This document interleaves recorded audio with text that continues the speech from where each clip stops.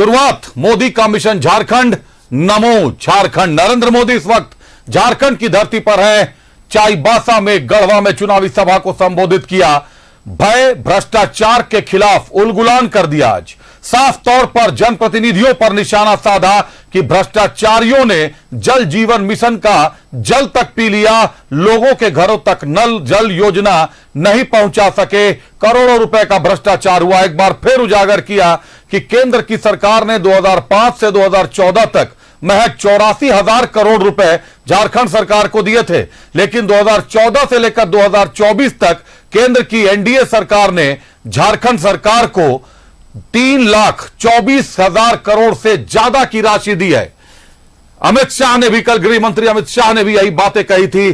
चाईबासा में आज क्या कुछ कहा है पीएम ने, पहले आपको वो दिखाते हैं, उसके बाद आपको दिखाएंगे पीएम की खास बातें भी। गवाह है कि कैसे कोल्हान ने अत्याचारी अंग्रेजी सेना को टक्कर दी थी। आज फिर कोल्हान ने जेएमएम, कांग्रेस, आरजेडी की अत्याचारी सरकार को उखाड़ फेंकने के लिए कमर कस ली है।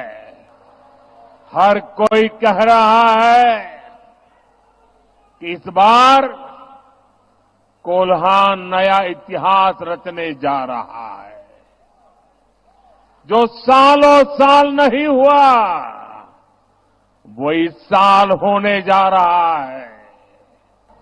भारत के इतिहास में कांग्रेस और आरजेडी, इनसे बड़ा आदिवासी विरोधी कोई नहीं हुआ।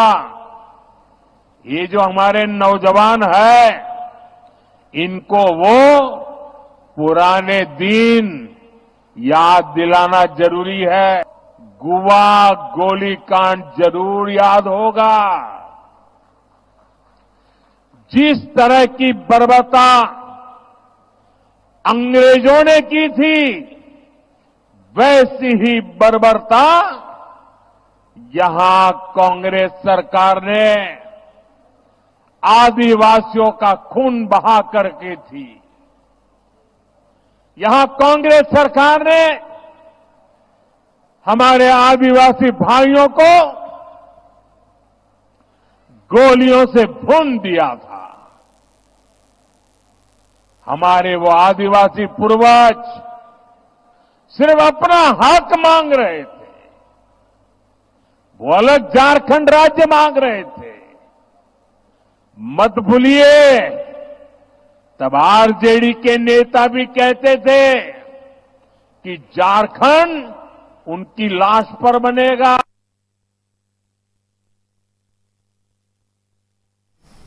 बड़ा आरोप, आक्रामक तेवर। प्रधानमंत्री नरेंद्र मोदी ये पहले प्रधानमंत्री हैं जो गढ़वा तक पहुंचे। इससे पहले ये देश के ऐसे पहले प्रधानमंत्री बने जो बिरसा मुंडा की पावन जन्मस्थली उलीहातू तक जा पहुंचे।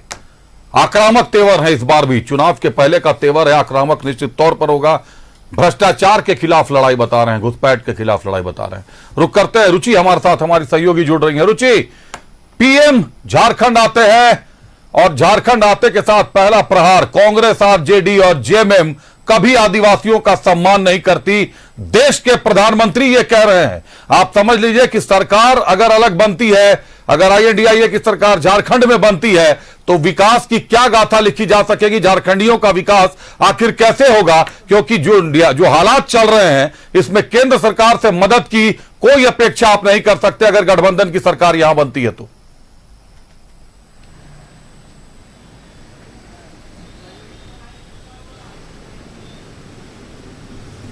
बिल्कुल अभिषेक, देखिए जिस तरीके से आज एक इतिहास रचने का काम प्रधानमंत्री नरेंद्र मोदी ने किया, यानी कि गढ़वा की धरती पर वो पधारे और देखिए जमकर बरसे महागठबंधन की, यानी कि वर्तमान सरकार हेमंत सरकार के गठबंधन पर जमकर बरसे। जेएमएम हो, कांग्रेस हो, आरजेडी हो, उन्होंने कहा कि भ्रष्टाचार की सारी सीमाएं जो हैं वो इन्होंने लांघी है। साथ ही कई करोड़ों रुपए जो 350 करोड़ की बात हो या फिर आलमगीर आलम के नौकर के पीएस के नौकर के घर से जो पैसे बरामद हुए, यानी कि कई सारी चीजों का जिक्र उन्होंने किया। साथ ही देखिए केंद्र सरकार कई ऐसी योजनाएं चलाती है लेकिन सरकार के नाकामी की वजह से इन योजनाओं का लाभ उन तक नहीं पहुंचता है। तो ऐसे में प्रधानमंत्री नरेंद्र मोदी का दौरा ऐतिहासिक रहा और देखिए इस बार बीजेपी के जो मैनिफेस्टो हैं यानी कि संकल्प पत्र की कई घोषणाएं हैं, यानी कि कह सकते हैं कि उन सारे संकल्पों को पूरा करने का वादा भी बीजेपी के तरफ से किया गया है। और देखिए झारखंड बीजेपी प्रदेश कार्यालय के बाहर अभी उपस्थित है अभिषेक, कई लोग हैं। प्रधानमंत्री नरेंद्र मोदी के दौरे को किस रूप में देख रहे हैं? आज प्रधानमंत्री नरेंद्र मोदी ने गढ़वा की धरती से हुंकार भरा है, कितना लगता है कि इस हुंकार का प्रभाव जनता तक पड़ पाएगा? जनता का प्रभाव कोई आज नरेंद्र मोदी के आने से कोई प्रभाव पड़ा है, मैं ऐसा कम मानता हूं, क्योंकि जनता नरेंद्र मोदी से अपना सीधा जुड़ाव हमेशा से महसूस करती है। उनके आने से एक नई ऊर्जा जरूर मिली है। माननीय रघुवर दास जी की सरकार के समय जब केंद्र और राज्य दोनों जगहों पर हमारी सरकारें थी तो सुशासन व्यवस्था हो, प्रशासनिक व्यवस्था हो या सड़कों का जो विकास का जाल हो, ये चीजें कहीं ना कहीं वहां से छूट गई और बालू खनन भ्रष्टाचार ये झारखंड के लिए बिल्कुल एक भ्रष्टाचार शिष्टाचार के रूप में हो गया। ऐसा लगता है जैसे 19 से 24 के कार्यकाल की बात कर रहे हैं जी। 19 के 24 के कार्यकाल में हेमंत सोरेन ने जिस विकास के रास्ते पर रघुवर दास ने झारखंड ये भ्रष्टाचार को शिष्टाचार यानी 19 से 24 तक में भ्रष्टाचार जो है वो शिष्टाचार बन गया। प्रधानमंत्री नरेंद्र मोदी के आगमन, युवा हैं आप, युवाओं के लिए कितना लगता है कि 2019 से 24 तक काम हुआ? और प्रधानमंत्री ने जो हुंकार भरी है, खास करके कई ऐसे वादे हैं जो बीजेपी युवाओं के लिए कर रही है। 5 साल की जो जेएमएम का जो सरकार रही, काफी युवाओं को भविष्य खराब हो गया है।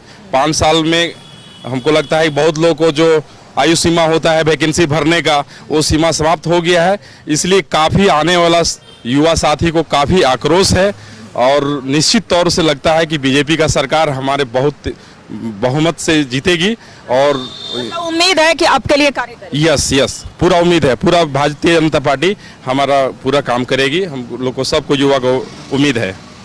आम जनता है और आम जनमानस को ये विश्वास है कि बीजेपी ही हमारे लिए कर सकती है, क्योंकि 2014 से लेकर के 19 तक के कार्यकाल और 19 से लेकर के 24 तक के कामों को भली भांति राज्य की जनता देख रही है। हालांकि कई दिग्गज नेताओं का दौरा लगातार बैक टू बैक हो रहा है और देखिए ऐसे में जब कई लोगों की यहाँ पर उपस्थिति देखी जा रही है, किस तरीके से देख रहे हैं प्रधानमंत्री नरेंद्र मोदी हो, चाहे कल गृह मंत्री अमित शाह ने हुंकार भरा था, कल योगी आदित्यनाथ का भी कार्यक्रम है, तो क्या लगता है नेताओं के आने का प्रभाव पड़ रहा है या जनता ने पहले से ही तय कर लिया है? जनता ने पूरी तरह से एक प्रचंड जीत की ओर भारतीय जनता पार्टी की यहाँ सरकार बनाएगी और जितनी भी महिलाओं का सम्मान जिस प्रकार से पूर्व के हमारे रघुवर दास जी ने दिया, 1 रुपये का रजिस्ट्रेशन, आप महिला हैं, आप खुद भी जानती हैं कि भारतीय जनता पार्टी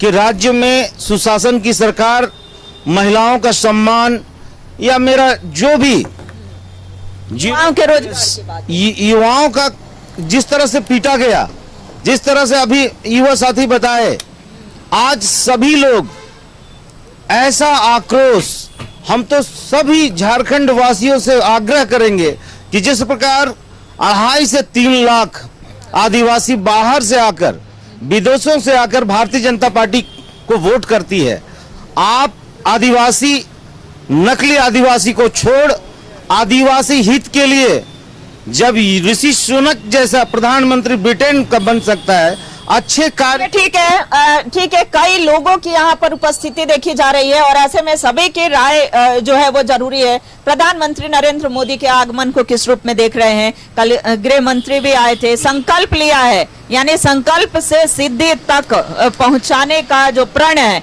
वो लिया गया है, तो किस रूप में देख रहे हैं? विश्वास किन पर है? पूरी विश्वास झारखंड की जनता को है नरेंद्र मोदी जी पर और गृह मंत्री अमित शाह जी पे और भारतीय जनता पार्टी पे।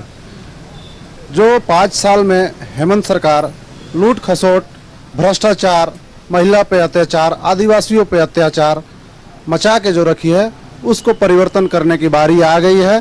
और 23 तारीख को भारतीय जनता पार्टी की पूर्ण बहुमत की सरकार राज्य में बनने वाली है और एक भ्रष्टाचारी सरकार को झारखंड की जनता उखाड़ फेंकने का कार्य। ये इन युवाओं को भी विश्वास है और ऐसे में महिलाओं की बात ना हो, महिलाओं का जिक्र ना हो तो अधूरा लगेगा। और देखिए महिला शक्ति से भी बात करते हैं कि इस बार इन्होंने क्या प्रण लिया है। 2019 से लेकर के 24 तक के कार्यकाल को भी देखा है। आज प्रधानमंत्री नरेंद्र मोदी की भी सभाएं थी, 2 सभाएं थी, कल गृह मंत्री अमित शाह की 3 सभाएं थी, फिर आने वाले दिनों में भी कई दिग्गज की सभाएं हैं। कितना लग रहा है प्रभाव डाल पा इनकी सभा जो है प्रभावित कर पा रही है? पूरी तरह से प्रभावित कर दी है। जो भी थोड़ा बहुत हमें डर हो रहा था, डर तो ऐसे नहीं था, जनता हमारे साथ थी, फिर भी जो थोड़ा बहुत मन में शंका थी वो सारी शंकाएं दूर हो गई। कल के बाद से और आज जो जितने भी हम लोग फील्ड में जब भी जा रहे हैं, हर जगह से एक ही आवाज आ रही है, हमें तो भाजपा को ही चुनना है, क्योंकि भाजपा ही एक ऐसी सरकार है जो महिलाओं को सुरक्षित रख सकती है। क्योंकि इस 5 सालों का कार्यकाल को महिलाओं ने देखा है, स्पेशली महिलाएं इतनी ठगी गई है इस सरकार के अंतर्गत कि वो इस सरकार से पूरी तरह से खफा है और वो पूरा क्लीन स्वीप देगी, ये पूरा विश्वास है। मतलब बीजेपी की सरकार बनेगी। रुचि महिलाओं का और युवाओं का जिस तरीके से क्रेज है महिला और युवाओं के बीच प्रधानमंत्री का, साफ है कि क्लीन स्वीप का दावा किया जा रहा है। पीएम का झारखंड आना कहीं ना कहीं एक क्लीन स्वीप के दावे की तरफ इशारा कर रहा है, लेकिन जनादेश अभी भी झारखंड की जनता के दिल में छुपा हुआ है। रुचि, आप दर्शकों से बात करते रहिए, हम लौटेंगे एक बार आपके बाद। फिलहाल आपका बहुत धन्यवाद हमसे जुड़ने के लिए, तमाम जानकारियों के लिए। गढ़वा चलेंगे एक बार। पीएम आज गढ़वा गए। गढ़वा जहां पे त्रिशंकु मुकाबला दिख रहा है, त्रिकोणीय मुकाबला दिख रहा है, जहां मिथिलेश ठाकुर, गिरिनाथ सिंह और सत्येंद्र नाथ तिवारी, 3 लोगों के बीच का मुकाबला अब और रोचक हो गया है। पहली बार देश के प्रधानमंत्री गढ़वा तक जा पहुंचे और गढ़वा में सीधे सीधे वहां के जनप्रतिनिधि पर निशाना साधा। पीएम नरेंद्र मोदी ने कहा कि मिथिलेश ठाकुर के बारे में उन्हें जानकारियां मिली है, जल जीवन मिशन में हजारों करोड़ का घोटाला हुआ है। आपको बता दें कि ईडी ने भी छापामारी की है, उनके भाई के घर पर छापामारी हुई है, कई अभियंताओं के घर पर छापामारी हुई है। और आज पीएम का गढ़वा के मंच से यह बोलना, 3 लाख से ज्यादा की भीड़ बताई जा रही है। हमारे सहयोगी राकेश ने जो जानकारियां कार्यालय को दी, 3 लाख से ज्यादा की भीड़ पीएम की सभा में उमड़ पड़ी है। इसके अलावा केंद्रीय गृह मंत्री ने भी जल जीवन योजना में घोटाले की बात की, कहा कि भ्रष्टाचारी जनता को मिलने वाला पानी तक पी गए। क्या कुछ पीएम ने कहा, एक बार आपको एक ग्राफिक्स दिखाते हैं, सुनाते हैं और फिर अपने सहयोगियों राकेश और अमर के साथ भी जुड़ेंगे। पहले ग्राफिक्स दिखाते हैं आपको। भ्रष्ट जनप्रतिनिधियों की भी रिपोर्ट मिली है।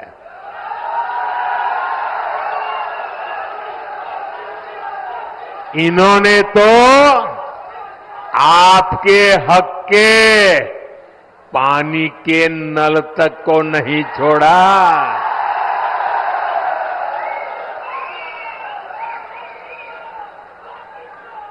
हमने हर घर जल पहुंचाने की इतनी बड़ी योजना बनाई। केंद्र सरकार ने दिल्ली से हजारों करोड़ रुपया भेजा, लेकिन यहां जेएमएम कांग्रेस के लोगों ने वो पैसा भी क्या किया और अपनी तिजोरी में भर लिया। देश में जहां भाजपा सरकारें हैं, वहां अनेक राज्यों में हर घर जल अभियान बहुत सफलता से चल रहा है। लेकिन झारखंड में हमारे प्रयासों के बावजूद भी, ढेर सारे पैसे भेजने के बावजूद भी घर घर नल पहुंचाने का काम ठप पड़ा है। और अभी आपके सब नेता बता रहे थे भाषण में कि मोदी जी, गढ़वा को पानी मिल जाए ना, गढ़वा को पलायन रुक जाएगा। मुझे इस क्षेत्र के भ्रष्ट जनप्रतिनिधियों की भी रिपोर्ट मिली है।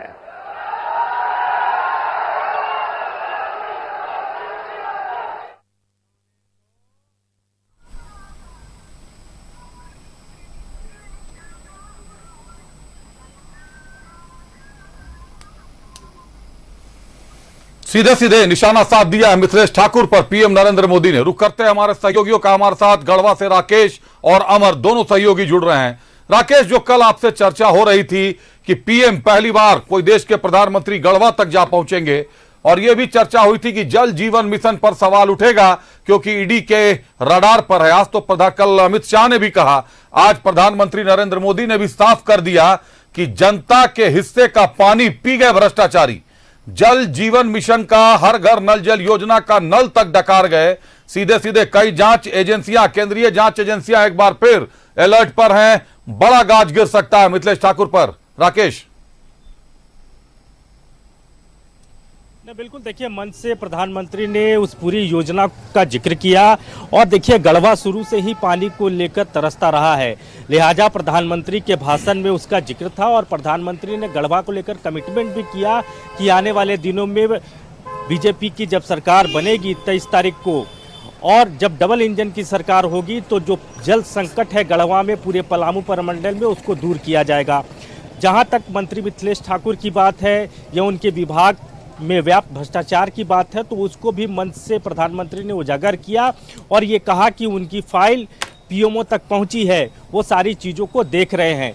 तो जाहिर तौर पर मुश्किलें जो हैं आने वाले वक्त में आप कह सकते हैं अभिषेक वो बढ़ने वाली है, लेकिन आज जिस तरीके से प्रधानमंत्री गढ़वा में पहुंचे और शानदार उनका जिस तरीके से इस्तकबाल हुआ, स्वागत हुआ और लाखों की भीड़ थी, प्रधानमंत्री भी शायद इस चीज़ को उम्मीद नहीं कर रहे थे कि इतना भीड़ हो सकता है। तो भीड़ से प्रधानमंत्री पूरी तरह गदगद दिखे और गढ़वा से ही पूरे पलामू प्रमंडल को साधने की प्रधानमंत्री की जो कोशिश रही वो आप कह सकते हैं काफ़ी हद तक उसमें वो सफल रहे, क्योंकि ज़्यादातर जो प्रत्याशी पहुंचे थे, चाहे भवनाथपुर से प्रत्याशी की बात कर ले, विश्रामपुर की प्रत्याशी की बात कर ले, हुसैनाबाद के प्रत्याशी की बात कर ले, डाल्टनगंज के प्रत्याशी की बात कर ले, गढ़वा से जो सत्येंद्र नाथ तिवारी जो प्रत्याशी हैं उनकी बात कर ले, तो प्रधानमंत्री के दौरे के बाद तमाम प्रत्याशियों के चेहरे पर एक गजब का उत्साह और एनर्जी नजर आया और उनकी बातों में वो कॉन्फिडेंट भी नजर आया।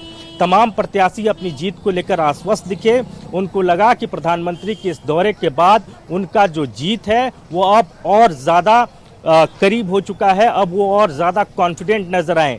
तो प्रधानमंत्री का ये दौरा कहीं ना कहीं आप कह सकते हैं कि बीजेपी को यहाँ बहुत ज़्यादा एनर्जी दे गया।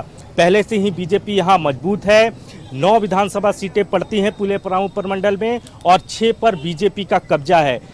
और अब जो उम्मीद जताई जा रही है, जैसा कि बीजेपी के नेताओं से हमारी बातचीत हुई, उन्होंने कहा कि 9 की 9 सीटों पर इस बार जो है वो कमल खिलने जा रहा है। अभिषेक, 9 की 9 सीटों पर कमल खिलने का दावा। राकेश बने रहिएगा। अमर भी हमारे साथ जुड़े हुए हैं। अमर, पहली बार देश के कोई प्रधानमंत्री गढ़वा तक पहुंचे, गढ़वा के मंच तक पहुंचे। इसके पहले प्रधानमंत्री नरेंद्र मोदी बिरसा मुंडा के गांव उलिहातू तक जा पहुंचे। वहां जाकर जब उन्होंने बोला जब लोगों को संबोधित किया तो उस वक्त विपक्ष ने आरोप लगाया कि यहां से छत्तीसगढ़, मध्य प्रदेश, राजस्थान का चुनाव साधने का प्रयास कर रहे हैं पीएम। लेकिन आप देखेंगे कि तीनों ही जगह कमल का फूल खिल गया, तीनों ही जगह कमल लहरा गया, परचम लहरा गया बीजेपी का। इस बार गढ़वा तक पीएम पहुंचे और जो पलामू की सबसे मूलभूत समस्या है, पलामू सूखाग्रस्त क्षेत्र माना जाता है, विकास की रफ्तार पलामू की धीमी हो गई है क्योंकि पानी न लोगों तक पहुंच पाता है न खेतों तक पहुंच पाता है। और आरोप है कि पेयजल विभाग हो या जल संसाधन विभाग हो, सारा पानी भ्रष्टाचारी पी गए। जो पानी जनता तक पहुंचाना था, करोड़ों डकार गए भ्रष्टाचारी। जनप्रतिनिधि तक का नाम मंच से ले लिया पीएम नरेंद्र मोदी ने। अमर, देखिए, भ्रष्टाचार हुआ या नहीं हुआ ये तो जांच की विषय है, मैं इस पे नहीं जाऊंगा। लेकिन सवाल उठता है कि जो पलामू का ये एरिया अगर आप देखें तो 9 विधानसभा है और 9 में ज़्यादा से ज़्यादा जो है ज़्यादा सीट कह सकते हैं कि भारतीय जनता पार्टी 2019 के विधानसभा चुनाव में भी भारतीय जनता पार्टी जीत करके आई थी। और आज भी आप कह सकते हैं कि चुनाव है, प्रधानमंत्री गढ़वा आए, ये अच्छी बात है।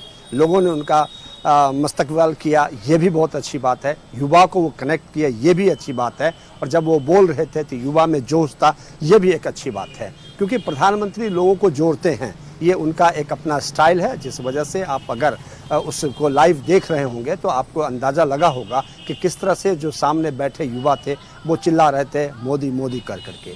ये एक कह सकते हैं कि उनका एक एट्रैक्शन का जो पार्ट था वो बड़ा बेहतर है और मुझे लगता है उसी चीज़ को वो इस्तेमाल करते हैं जो वोट में कन्वर्ट किया जाता है। तो अब प्रधानमंत्री यहाँ पर गढ़वा में आए थे, उन्होंने पानी के बारे में बोला कि भ्रष्टाचार यहाँ पे किया गया और उन्होंने ये भी कहा कि जो यहाँ की सरकार है वो भ्रष्टाचार में लिप्त हैं, उन्होंने पैसों की अंबार है इसका भी उन्होंने जिक्र किया। ये तमाम चीज़ जो है उन्होंने यहाँ पर किया, क्योंकि एक कह सकते हैं कि एक राजनीतिक दल है और प्रधानमंत्री हैं और विपक्षी के ऊपर हमला तो करेंगे और विपक्षी उनके ऊपर हमला करेंगे। सवाल उठता है कि प्रधानमंत्री के आने के बाद जो संख्या, भीड़ की संख्या थी, उसमें भी मुझे लगा कि लोगों में एक उत्साह है उनको देखने के लिए, उनको सुनने के लिए। ये कितना कन्वर्ट होगा अगर आप देखें तो मुझे लगता है कि बेहतर पोजीशन में भारतीय जनता पार्टी यहाँ पर दिख रही है, जो भीड़ यहाँ पर थी उसको लेकर के। अब सवाल, अब जो प्रधानमंत्री ने कहा, लोगों ने कहा कि आप जाओ गाँव, लोगों से मिलो यहाँ से जाने के बाद और लोगों से कहो कि अगर हम सरकार में आए तो आपके पक्के के घर होंगे। और लास्ट में जब वो जाने लगे तो उन्होंने कहा कि लोगों से आप ये भी कहो कि जोहार प्रधानमंत्री मोदी ने बोला है और मैं उस चीज़ को बोलने के लिए आया हूँ। तो ये एक पारिवारिक जो मसला होता है और एक पारिवारिक लोग जो होते हैं, जो अभिभावक होते हैं, उनका उन्होंने बड़ा बेहतर यहाँ पे इस्तेमाल किया, लोगों को कनेक्ट किया। और सबसे बड़ी बात है कि क्यों भारतीय जनता पार्टी में अगर देखें तो प्रधानमंत्री का ओहदा बड़ा है और प्रधानमंत्री हमेशा लोगों को कनेक्ट करते हैं, जोड़ के रखते हैं।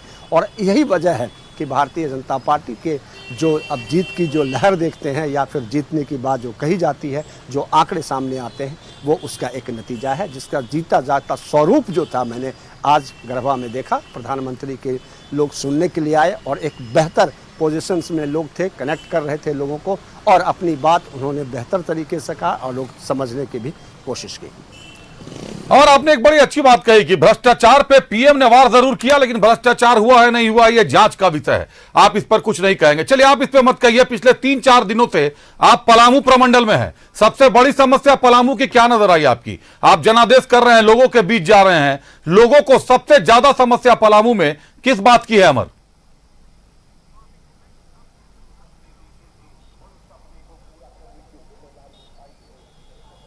विश्रामपुर में तकरीबन 100-200 लोगों से मिला, तो मुझे लगता है डेवलपमेंट अभी वहाँ बाकी है और विकास का राह बाट जोड़ रहे हैं वहाँ की जनता।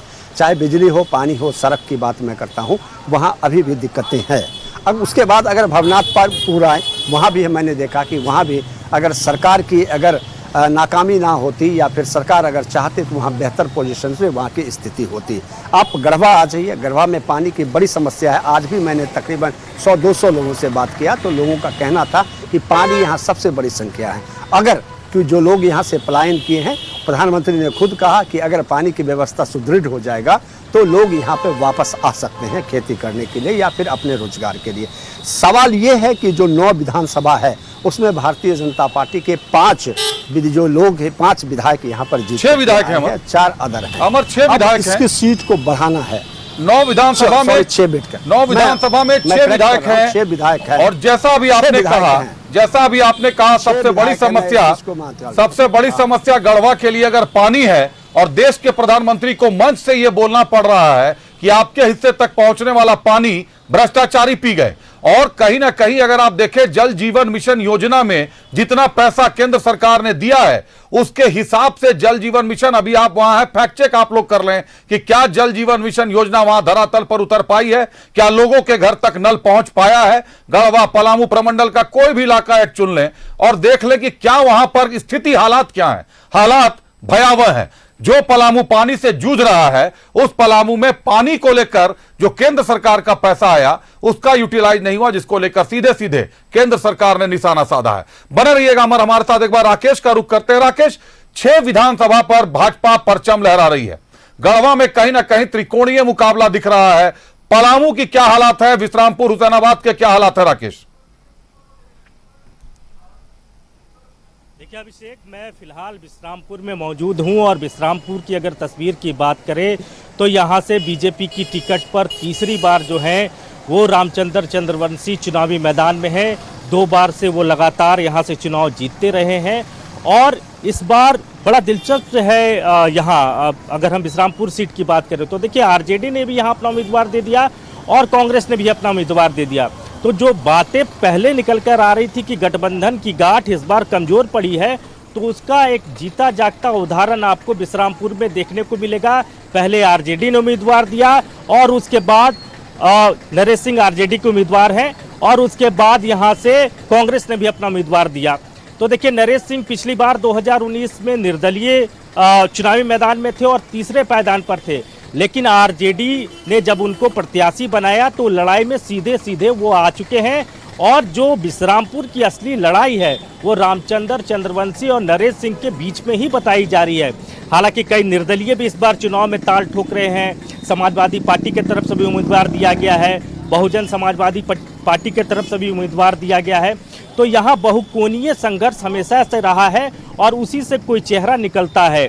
पिछले बार भी रामचंद्र चंद्रवंशी अगर यहाँ से जीते थे तो बहुत मार्जिन नहीं था, लगभग 8000 वोटों से ही उनकी जीत हुई थी।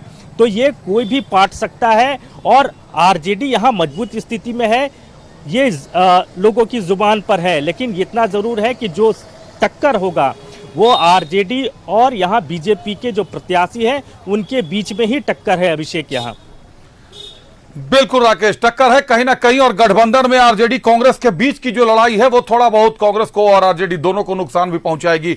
तो पलामू के जो 9 विधानसभा क्षेत्र हैं, 9 विधानसभा क्षेत्र का समीकरण इस बार हिलता डुलता बिगड़ता बनता नजर आ रहा है। कहां किस सीट पर किसकी ज्यादा चलेगी, कौन पटाखा फहराएगा। मनिका की सीट को भी अगर देख ले, 44 साल के बाद कांग्रेस ने विजयी पताका फहराया था, लेकिन इस बार मुनिस्वर उरांव खड़े हो गए हैं, कांग्रेस के जो जिला अध्यक्ष रहे हैं वहां से। दूसरी तरफ बीजेपी ने रघुपाल सिंह को टिकट दिया था, इस बार उनका टिकट कट के हरिकृष्ण सिंह को मिला है, वो खड़े हैं मैदान में। तो दोनों तरफ से दो तरफा मुकाबला। एक बार आप दोनों बने रहिएगा, ग्राफिक्स हम चलाते हैं जो गढ़वा पे आज पीएम ने कहा, उसके बाद आप दोनों को धन्यवाद भी देते हैं। एक बार ग्राफिक्स दिखाते हैं आप सभी को, क्या कुछ आज पीएम ने कहा था और क्या कुछ भ्रष्टाचार पर निशाना साधा है। गढ़वा में बोलते हुए पीएम ने साधा घोटाले पर निशाना। गढ़वा के जनप्रतिनिधि के बारे में पीएम को मिली है शिकायत। मिथिलेश ठाकुर है गढ़वा से विधायक। जल जीवन मिशन से बुझानी थी गढ़वा के जनता की प्यास। भ्रष्टाचारी पी गए जनता को मिलने वाला पानी। पीएम के संबोधन के बाद सारी केंद्रीय जांच एजेंसियां रेस। केंद्रीय जांच एजेंसियों के निशाने पर आ गए हैं मिथिलेश ठाकुर। यह बड़ा सवाल खड़ा हो गया है, कभी भी गिर सकती है गाज। मिथिलेश ठाकुर के भाई को किया है ईडी ने सम्मन। गृह मंत्री अमित शाह ने भी जल जीवन मिशन के घोटालेबाजों पर साधा था निशाना। केंद्र सरकार ने राज्य को 2014 से 24 के बीच दिया है 3 करोड़ 24 लाख की राशि और 5 से 14 के बीच कांग्रेस की सरकार ने 84,000 करोड़ दिया था। एक बार फिर से सहयोगियों का रुख करते हैं। एक बार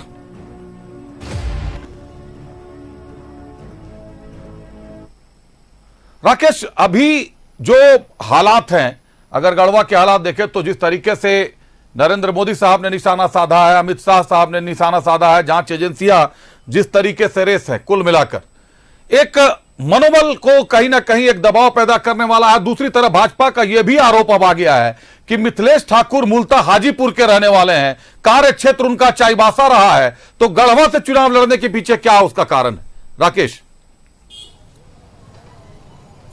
देखिए, ये 2019 में भी इसको लेकर बीजेपी ने सवाल उठाए थे और इसको लेकर माहौल बनाने की कोशिश की गई थी, लेकिन बहुत फलाफल बीजेपी को नहीं मिला।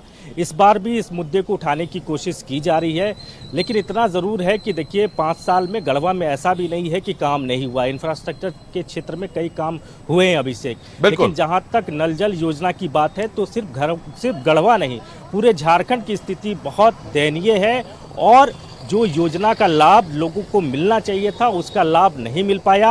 अधिकारी बैंकों से पैसा निकाल लिए और पूरी जो योजना है वो अधर में लटक गई।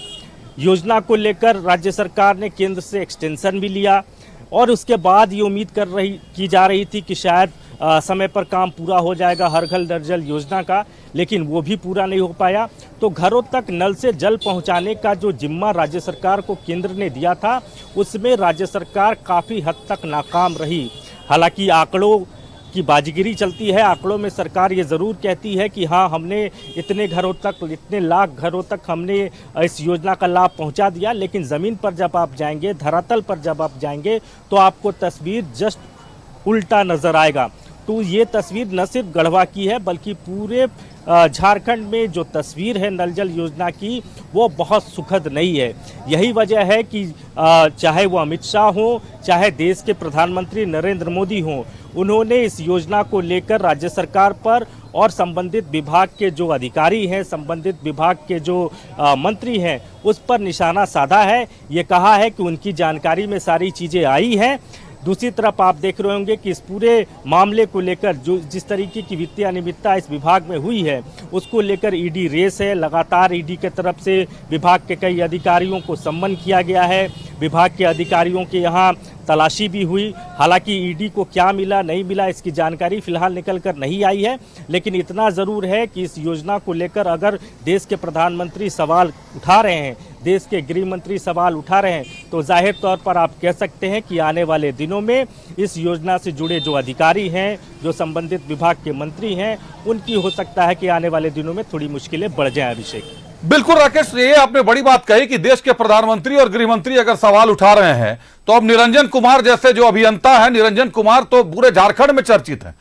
जो जल जीवन मिशन में निरंजन कुमार है, पेयजल एवं स्वच्छता विभाग में है, निरंजन कुमार की चर्चा तो झारखंड के हर अभियंता की जुबान पर है। और अब विभागीय मंत्री पर भी जब प्रधानमंत्री कह रहे हैं कि जनप्रतिनिधि की शिकायत मिल रही है, तो कहीं ना कहीं गढ़वा की पॉलिटिक्स ने भ्रष्टाचार का रंग ले लिया है। यह भी आपने बता दिया, अमर ने बताया कि धरातल पर आज भी जल जीवन मिशन योजना नहीं उतरी है। पानी की जरूरत लोगों को बहुत ज्यादा है और लोगों को पानी पहुंचाने के लिए पैसे भी भेजे गए, बावजूद इसके लोगों तक पानी नहीं पहुंच पाया। तो इसकी जिम्मेदारी कौन लेगा? किसी को तो लेना चाहिए। जिसके पास विभाग है, जो विभाग के मुखिया है, उन्हीं को जिम्मेदारी लेनी होगी। और इसका नुकसान या इसका फायदा अब यह तो जनादेश तय करेगा कि कितना जनता इस बात को मानती है, कितना स्वीकारती है।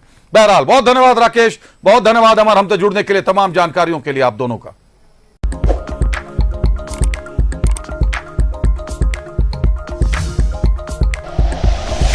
Like and share videos, subscribe करें हमारा चैनल और प्रेस करें बेल आइकॉन। न्यूज़ 11 भारत, सच है तो दिखेगा।